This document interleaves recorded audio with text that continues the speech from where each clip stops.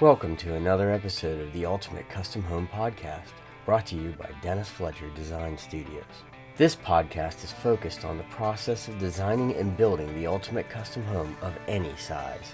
So come with me on this journey to find the ultimate custom home. You may be surprised at what you find.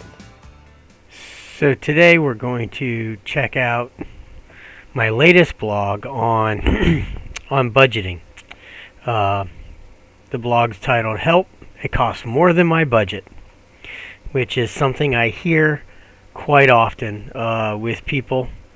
I get a lot of clients and oftentimes just folks that I'm reading on different forums on Facebook or LinkedIn or other social media accounts talking about how the plans are done, they sent it out, and it came in way over budget. There's so many reasons for that, but the very first thing everybody seems to want to do, let's make the house smaller.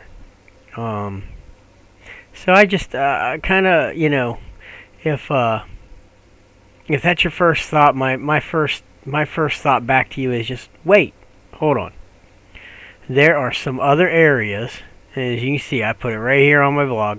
There are some other areas that you can look at.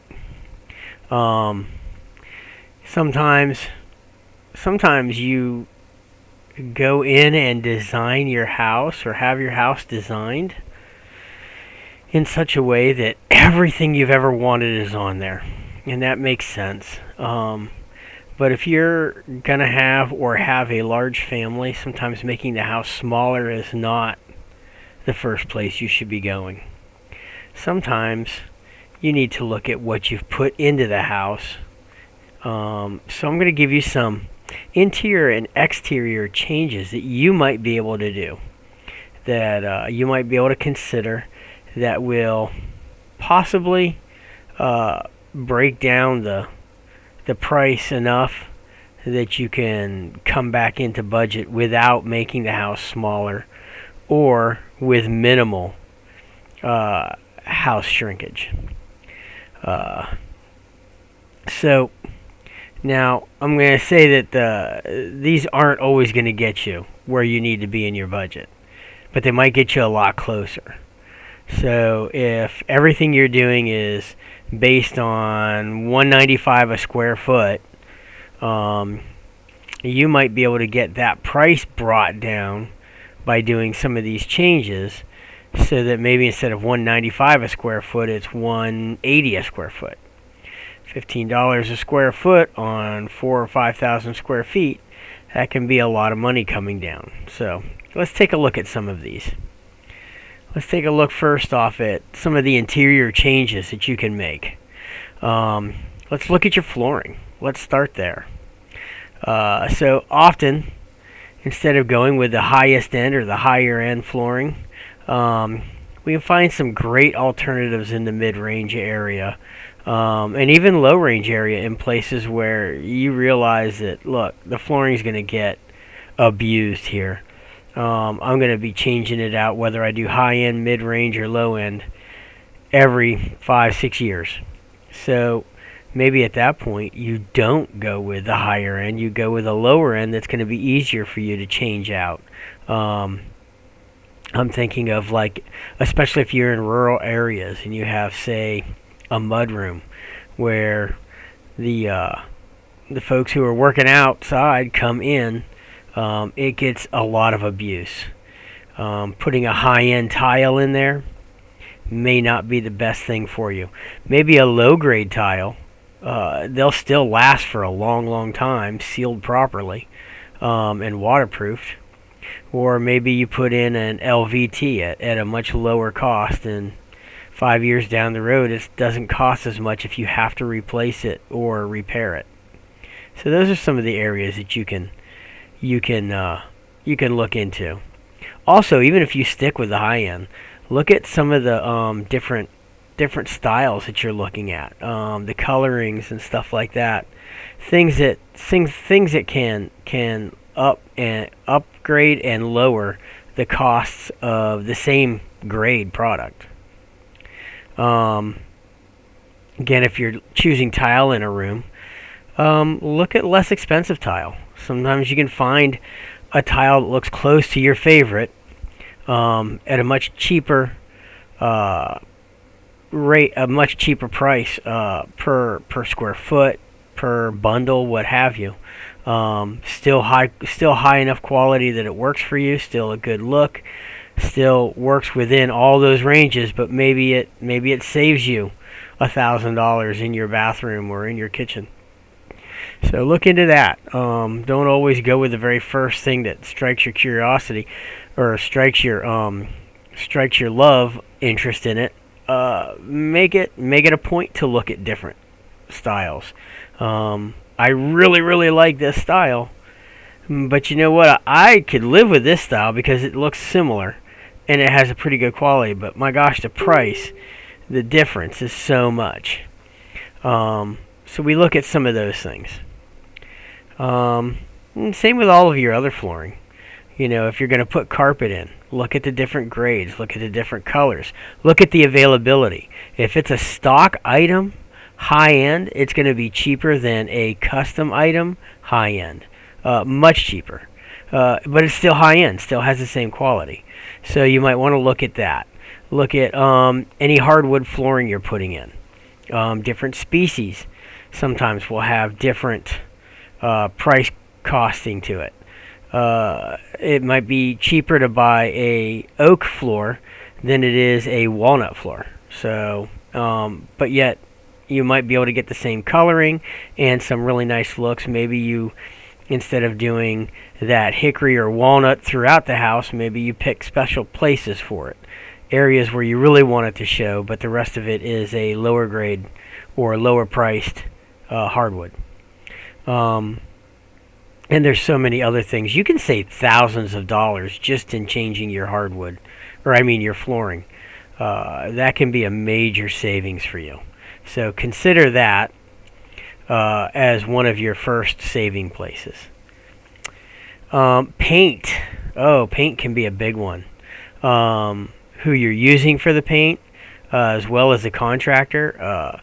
Things like, are you going to try to do a different color every room? Some of the higher end custom homes that I've done, the homeowner comes in and they want every room different. Well, that creates a lot more work for the painter, a lot more work for the for those who are prepping for paint. It also creates more expensive paint purchase. And let me explain why. So if you're doing one color in the majority of the house, or in all of the house, let's just say to get in you want to do because you don't know what colors you want the rooms yet, that's something you'll do later. You decide to go with an antique white all through the house. A nice white, a pure white for the ceilings, and your trim is going to be a semi-gloss white. You're keeping everything easy to cover as you go, because maybe your kids right now are young, and you know what, in 4 or 5 years they may want to change the colors of their rooms, or you may want to, but as of right now, white works really well. Well, that's going to be a much cheaper, much less expensive, let me rephrase that, much less expensive paint job than if every room has a different color, and here's why. If you have one color throughout the house, or throughout the majority of the house, the painters can purchase it in bulk. Larger 5-gallon buckets. They're expensive, but they're still cheaper per gallon than if you have to buy 1 or 2 gallons of a paint color.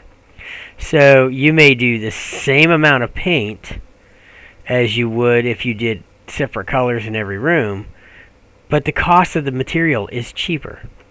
It's easier for them to go through and figure out, hey, we need 10 5-gallons of this color.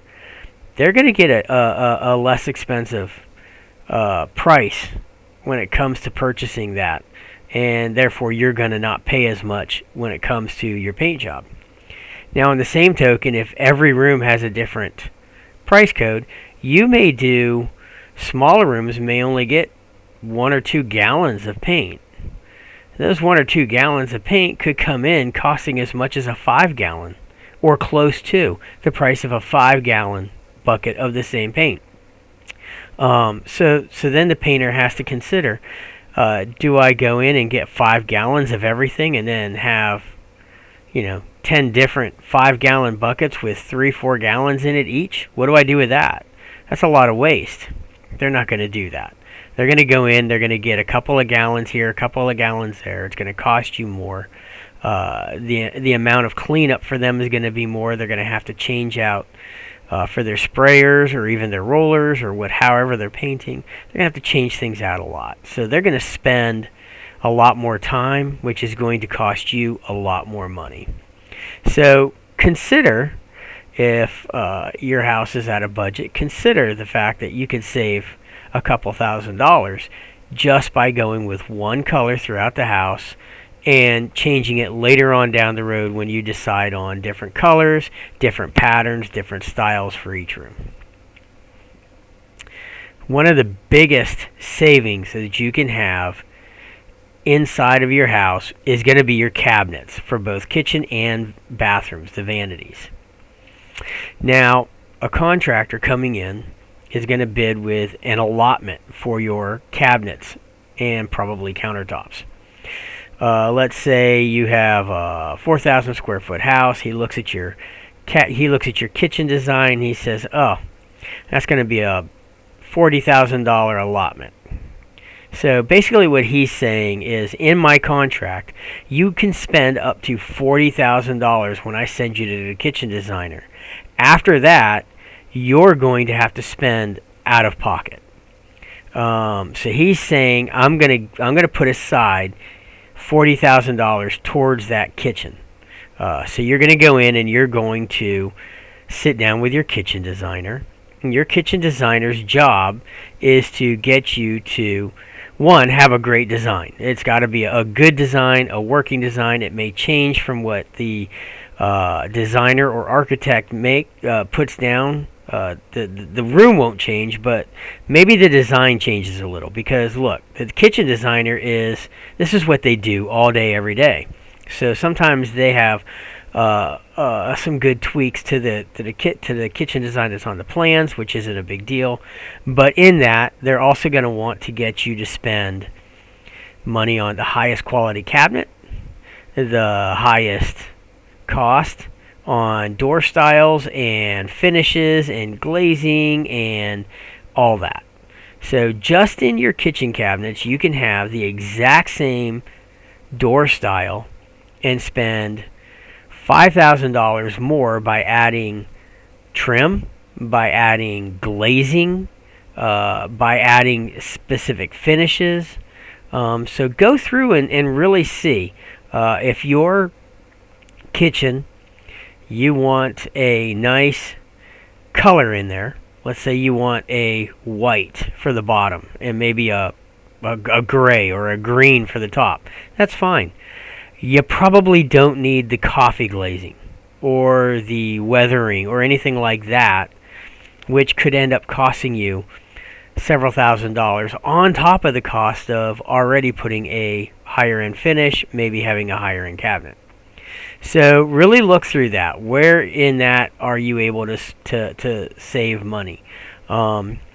If your cabinets go all the way to the ceiling, and you're doing crown molding throughout, see what it would look like. See what it would what would happen if you kept the crown the same as in the room instead of buying it through the kitchen company.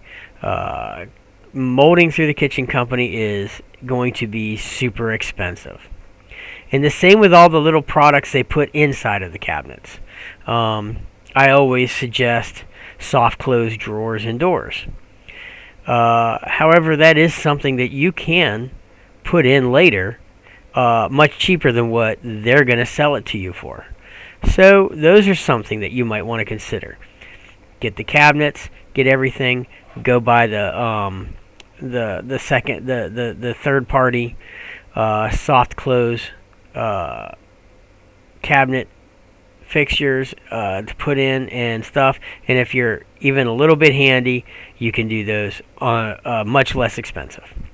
The same thing goes with your cabinet hardware. That's a big one. Cabinet hardware is expensive. You can spend 89 cents all the way up to $30 per knob just to put hardware on your cabinets. So double check. Cabinet hardware is not hard to put on. They actually make things that you can use that a lot of the cabinet companies use.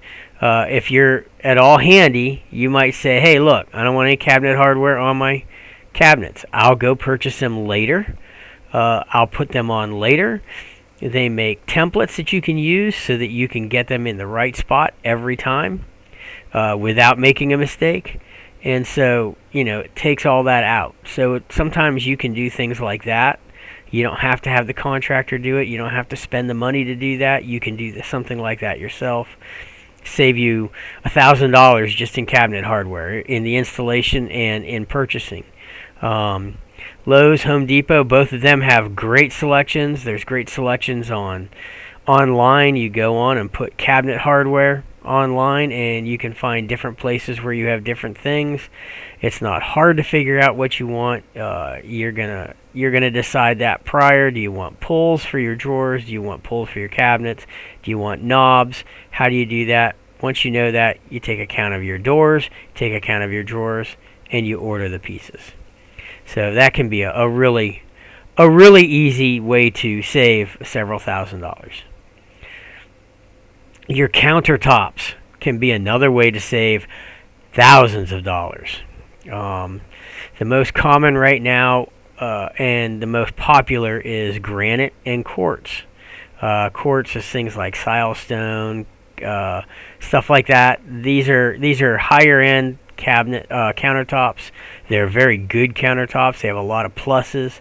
The reason they're more popular is because they last. They just last for a long time, and they have so many benefits to them as opposed to the Formica or other types that may break down in 5 or 6 years, and you might have to replace. If you're I will say that if you're trying to get into your house and you want to save thousands of dollars, and you're okay with replacing the countertops in 5 or 6 years, dropping from granite or silestone down to a Formica countertop may be a way to go. You can save thousands of dollars that way. However, there's ways to save money keeping your chosen countertop style and type just by granite and quartz both have different grades. I think it's 1 through 5. If your color system and your color matching is all in the 5s, you may want to consider dropping down. Each layer is a lower price per square foot. It's still granite. It's still quartz. It's still got the same benefits. The difference is the rarity of the colors. So you may really like this one, and it ends up being a level 4 or level 5, but there's another one down in level 1 or level 2 that is really close, and close enough that if you went to it, it would look really nice. I would highly consider that. You could save thousands of dollars just by doing that. So consider your countertops. Consider where the counters are going. Look, in a laundry room, the chances of you needing granite or quartz in there is slim. You can do something completely different. You can get a less expensive Formica countertop in there. You're folding clothes on it. You're doing things like that. It's not going to take the wear and tear of a kitchen or a bathroom. So that might be a much better, less expensive alternative to putting in a higher end countertop in a place where it's just for you and your family, and it's gonna hold up fairly well. Sometimes there's parts of your counters that don't take the use that the rest of the counter does. So maybe you have granite in most of yours, and on the island where it's just going to be prep work, and maybe that's where you're going to put things and people are going to sit. Maybe you look at doing something like butcher block or a different type, or even a lower grade there of the same type. So there's so many ways with the countertops you can drop down hundreds to thousands of dollars just in savings in that area.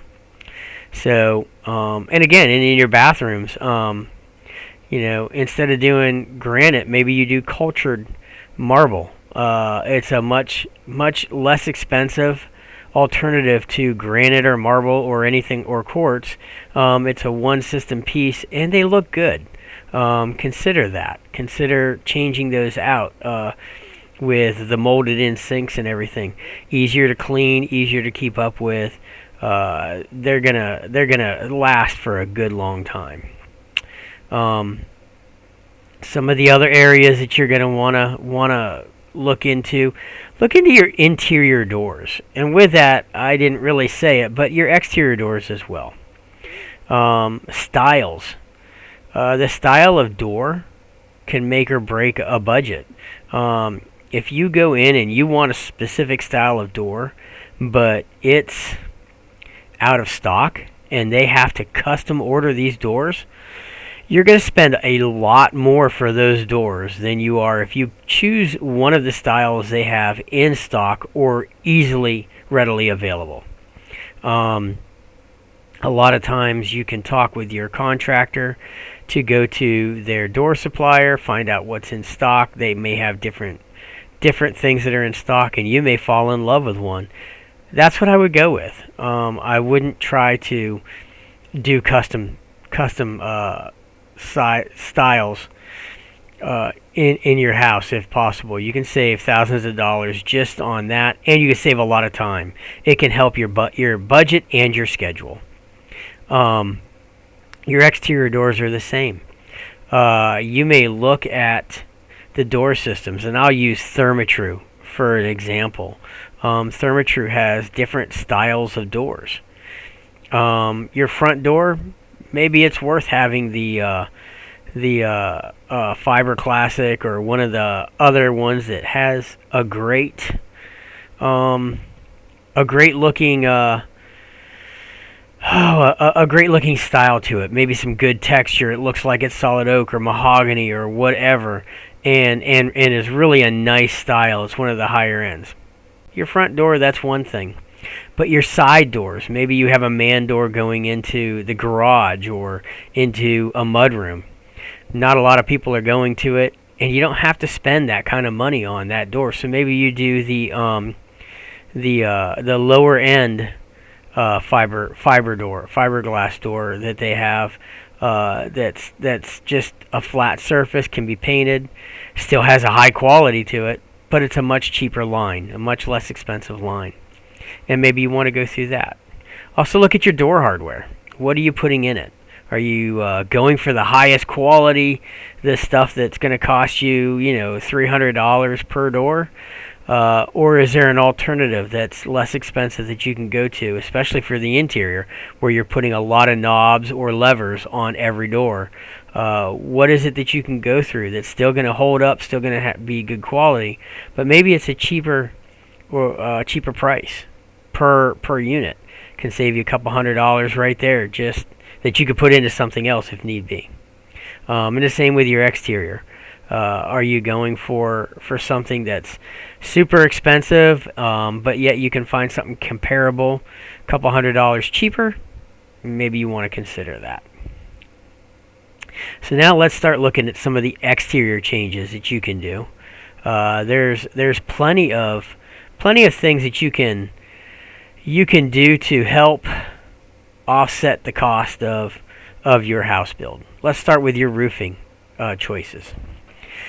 If you went in and you have a lot of standing seam steel or any other kind of metal roofing, you're spending a lot of money for something that you may be able to get in an asphalt shingle with the same type of warranty and the same type of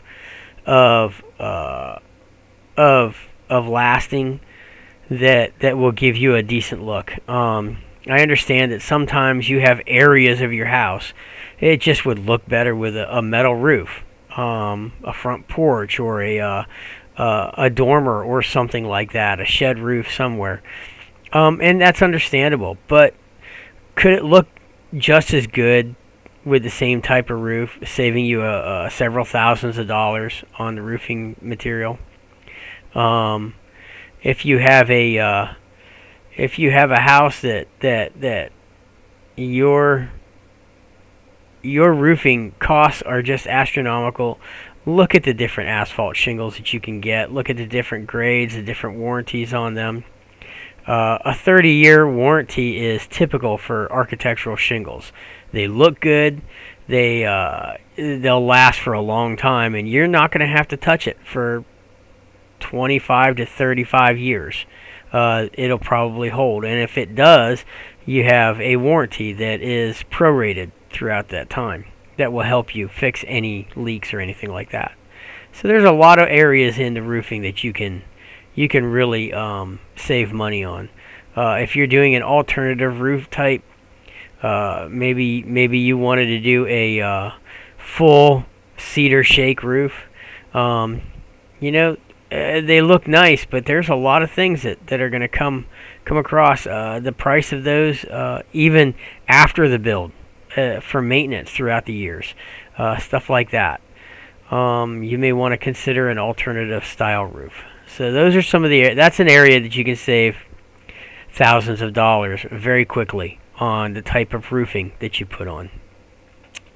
Your siding, exterior finishes on your home, the sidings, the trim, stuff like that, and actually even I like to call it the frou-frou. All of your little things like corbels and brackets and truss gables that are faux gables and different things like that. How much of it is necessary? How much of it, if it's removed, will it even be noticed? Maybe you do just in the front, not the whole house. Things like that. Exterior finishes can also include how much stone you're putting on a house.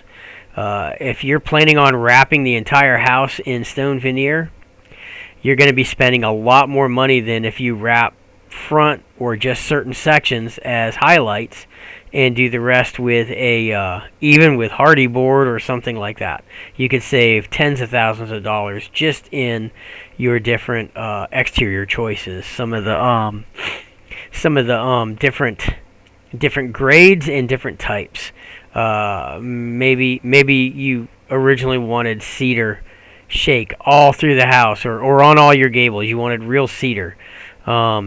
But then looking at it, the real cedar is going to cost a lot of money, not to mention the upkeep. And you look around, there's other choices that you can do for vinyl cedar that actually looks very, very much like regular cedar and still comes in less expensive and still has lower maintenance. So consider that. If you're doing all of your trim in vinyl, including your fascia boards, you may want to consider backing off the fascia and anything up high in vinyl and having it aluminum wrapped. It still lasts for a very long time. It's still maintenance free. Once it's wrapped, it's wrapped. Generally nothing happens to that unless you're changing something. So it still looks good. It still has the longevity. It's just not as expensive. So those are some areas that you may want to consider. And then, exterior decks and porches. What are you doing with those? If you have a lot of, let's look at the sizes. If you're doing a 24 by 24 deck, maybe look at that. Do I need to have a 24 by 24 deck? Can I drop that down to, say, a 20 by 20 deck? Doesn't sound like a lot, but especially if you're doing a higher end finish, something like composite or vinyl decking, vinyl rails or even composite rails, vinyl trim. That could save you thousands of dollars just by doing that. Also, look at the finishes that you're doing. If you're doing a finish that you've fallen in love with, let's say it's one company over another, look at some of the other companies, see if they have finishes, and see if you can price that out. Compare them. Compare their warranties, compare their finishes, compare reviews. Look at reviews.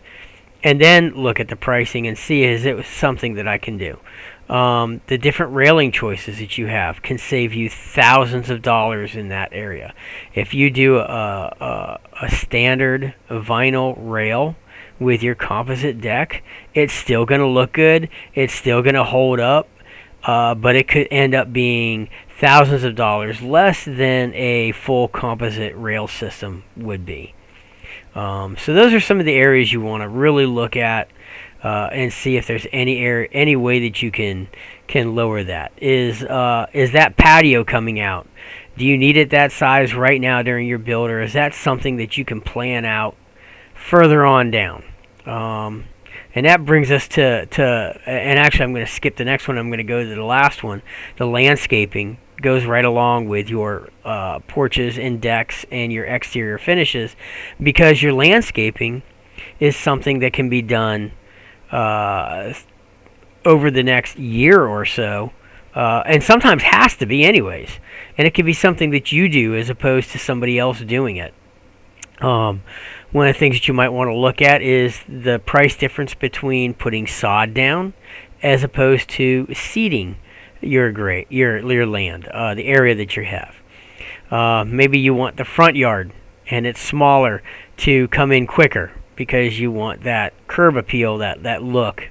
And that's understandable. So you put sod there, and maybe you put seed the rest of the way. Are you going to put in-ground sprinklers in? Are you going to put a sprinkler system in? Or is that something that, hey, for right now, to just get our use and occupancy, we're just going to put seed down, and we're going to hold off putting sprinklers in until we figure out what we want for a landscape unit. So, you have your plumber set up so that it's ready for a sprinkler system, and you've got the connections for it coming from the house, but the sprinkler system isn't on there yet. Maybe because you're not quite sure what you want to do. You can save $10,000 just with the sprinkler system not going in just yet. Gets you in the house, gets you ready to go, and allows you to plan out your landscaping based on how you live and how you see things throughout the next maybe year, maybe 2 years. What are we going to plant? What are we going to put in? Look at the different types of trees and bushes that they put in to start with. Do you need the higher end stuff? Do you need the Japanese maple planted right now? Or can you do some smaller bushes, some smaller plantings, and then decide later where that Japanese maple is going to go, or that whatever, crepe myrtle or what have you. Sometimes landscaping can be one of the best things that you can do over a length of time as opposed to in one shot. So those two kind of go hand in hand, and can help you save tens of thousands of dollars right there. So if you're coming in, $60,000 over budget, I would start looking at your exterior finishes, your landscaping, your porches and stuff, and maybe your kitchen and your countertops before I would look at anything else. Finally, exterior structures. Maybe while you're building your house, you want to put up a pole barn or a large shed or a pool and a pool house and a cabana or stuff like that. Some of those things may be the first area I would look at doing away with on your initial build. It's a lot easier to not build a pool right now and not build a pool house or a cabana or a large shed, understanding that this would get me under budget or at budget, and this would allow me to get my use of in occupancy, and then within the next year or two, possibly put that in. Not only that, once you're in, it could give you an idea of, well, maybe I'm glad I didn't put it there. I would rather put it somewhere else. So those are things that you might want to consider. A pool's going to cost you $60,000 and up if you're doing an in-ground pool. You could save that money right off the bat by maybe considering to do that later on. It's something that you're going to enjoy later. Let's get in the house first. Let's get into the property we want. Let's get the house that we want first, and we can work on that, getting that later. If budget's an issue right now, things like that are the first things that I would consider taking off. So these are the areas that you have. These are the areas that you should be considering before you start making the house smaller, before you consider losing square footage in the main house. Consider how some of these things will affect your price, and go from there. Now, as with anything, this is not an exhaustive list of areas that you can look into, nor is it exactly what you have to do. It may very well be that you have to bring that house down in size. If your budget is saying that you can maybe only go up to 4,000 or 5,000 square foot, and you're trying to build a 10,000 square foot house, there's no amount of other things that you're going to do to be able to get you into that 10,000 square foot house. You're going to need to reduce. So take this with a grain of salt. Take this with what it was meant as an alternative before you start touching the size of the house, and hopefully your build will come in budget. This will help you to work with the contractor and get your budget where it needs to be. And that's pretty much this one. Don't forget, I have 2 books under the Ultimate Custom Home brand. One of them is Designing the Perfect House for Homeowners, and the other is A Guide to Budgeting and Scheduling. Go on Amazon and look up The Ultimate Custom Home, or look my name up, Dennis Fletcher, as the author, and you'll find them. They're not that expensive, and they would be a great way for you to start your project even before you begin purchasing land. It'll help you through the entire process. Thank you, and have a great day. Thank you for taking the time to listen. I hope this podcast has helped you. Subscribe and share this podcast all over. Click the 5-star review before you leave and add us to your favorites. That way you know when we add a new episode. Make sure to leave a comment for discussion and let us know if there's any areas you hope we'll discuss in the future.